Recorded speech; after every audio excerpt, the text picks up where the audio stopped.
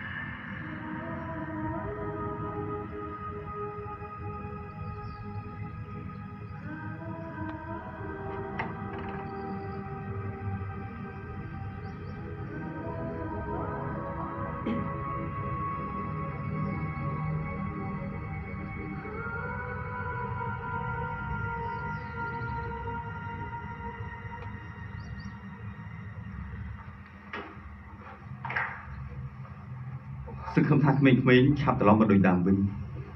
សង្ឃឹមចឹងតែចង់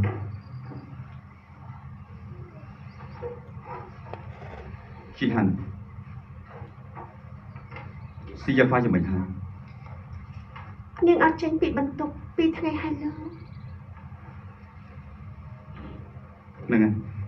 ព្យាយាមលួងលោមនាងទៅនាងត្រូវការពេលវេលាហើយចំណែកអាជីហាន់វិញក៏ដូចគ្នាដែរ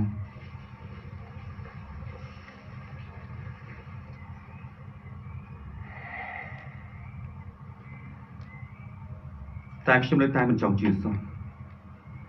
ហេតុអីអ្នកភូមិបដិសេធបញ្ចុះសពរបស់រាមា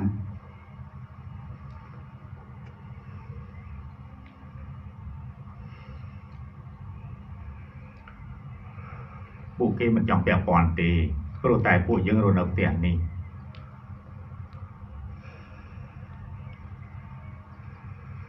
លោកពិសេសគឺការស្លាប់របស់រាមាដោយសារតែហេតុការណ៍ចម្លែកពួកគេជឿថាផ្ទះនេះច្បាស់ជាមានវិញ្ញាណសន្ធិដ្ឋជាសម្បុករបស់ជីនមាននៅគ្រប់ទីកន្លែងសូម្បីតែនៅក្នុងខ្លួនរបស់យើងព្រោះពួកវារស់នៅជាមួយនឹងពួកយើង គ្រាន់តែនៅគប់ផ្សេងគ្នាប៉ុណ្្នឹងចុះខ្ញុំទៅបួងសួងសិនហើយចាំយើងពិភាក្សាគ្នាពីកម្មវិធីសិក្សារបស់ក្មេងៗ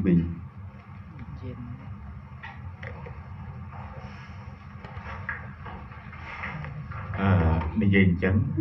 ខ្ញុំមានកិច្ចការត្រូវបង្ហាញនៅផ្ទះបាយអ្នកនាងអាចសម្អាតបន្តម្នាក់ឯងបានអត់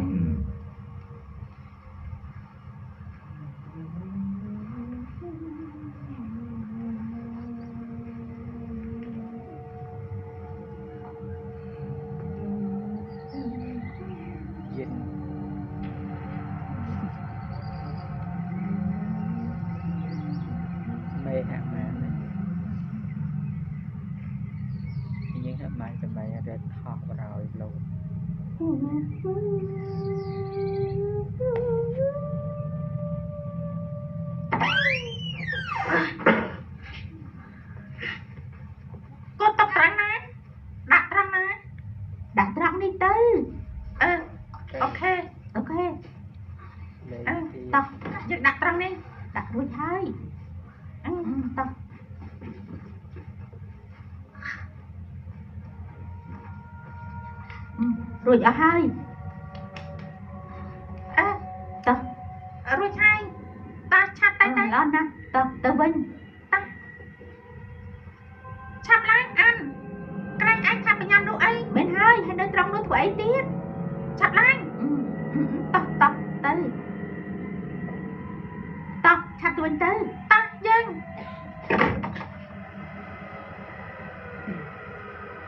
អាជិលទុកបាត់អស់ឲ្យស្រួលបួលទុកស្រួលបួលហើយតានេះអីហើយរួចហើយតោះទៅយើងតោះអីចេនហាន់មួយពីរ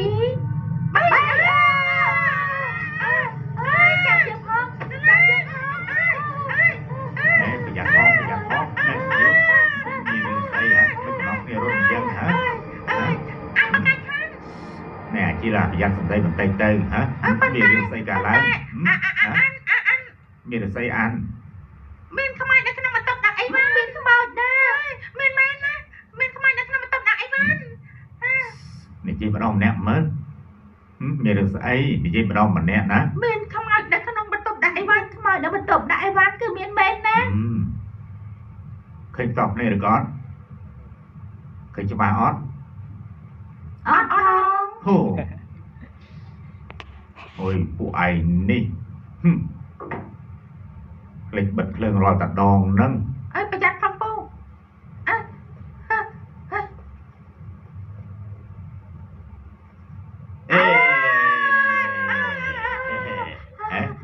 យ៉ាងម៉េចយ៉ាងម៉េចដែរអើយពូចេះបន្លាចទៅកើតយើងនេះហាក់ជាខ្មោចនោះនាំគ្នាទៅលេងវិញទៅតោះយើងតោះយើង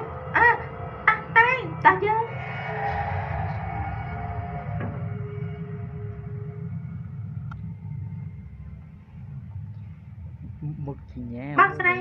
នេះសម្រាប់ស៊ីយ៉ាវ៉ាអរគុណពួកយើងតែបន្ទប់សិភៅហើយចាចាំបងទៅតាមក្រៅចាបង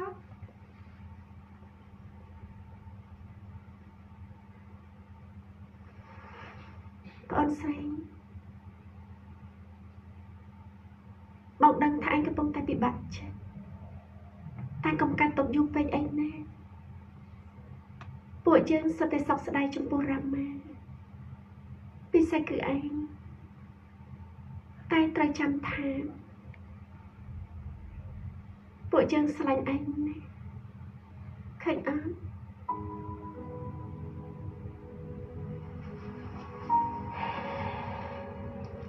នៅមានបងណាប្អូនស្រីបើឯងមិនអញនិយាយអីប្រាប់បង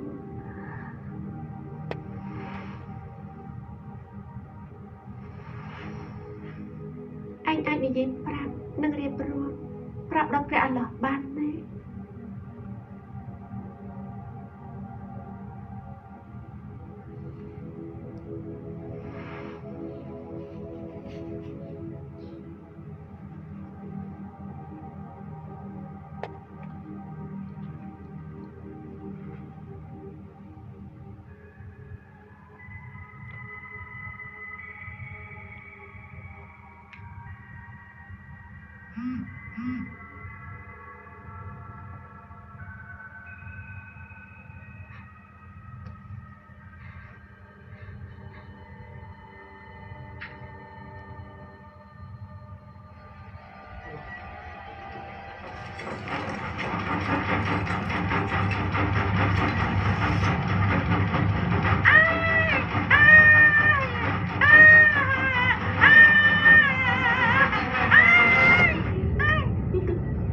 ដាក់ពីលើទេ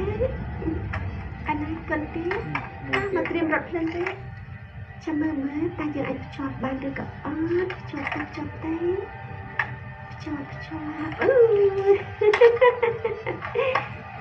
តើយើងឆាបន្លែម្ដងហាន់បន្លែសិនទេដឹងថាកំពុងរៀនអត់មែនរត់ភ្លើងចេញមកហើយញ៉ាំអូឌីនអត់យល់ទេត្រង់កន្លែងណាឌីនត្រង់នេះខ្ញុំនៅតែឆ្ងល់សំណួរទី10នេះសាអានជឿម្ដងទៀតណា